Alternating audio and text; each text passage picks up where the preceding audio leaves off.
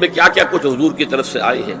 حضرت جابر ابن عبداللہ فرماتے ہیں من کان یؤمن باللہ والیوم الآخر فلا یخلون بامرأۃ لیس معها ذو محرم فإن ثالثہما الشیطان، رواہ احمد۔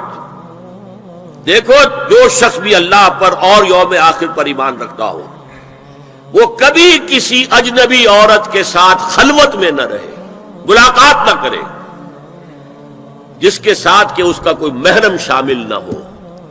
کوئی عورت آئی ہے آپ سے مسئلہ پوچھنے کے لیے، اس کا باپ، اس کا بیٹا، اس کا بھائی، اس کا شوہر ساتھ ہونا چاہیے، اکیلے نہیں، اس لیے کہ ثالثہما الشیطان۔ جہاں یہ ایک مرد اور ایک عورت جو ایک دوسرے کے لیے نامحرم ہے، جب ملیں گے تیسرا وہاں شیطان موجود ہوگا۔ اسی طرح حضرت ابن عباس کی روایت ہے لا یخلون رجل بامرأۃ الا ومعها ذو محرم ولا تسافر المرأة الا مع ذی محرم۔ کوئی مرد کسی عورت کے ساتھ خلوت میں نہ ہو، اکیلے نہ ہو، مگر یہ کہ اس عورت کے ساتھ اس کا محرم موجود ہو، اور کوئی عورت سفر نہ کرے جب تک کہ اس کے ساتھ محرم موجود ہو۔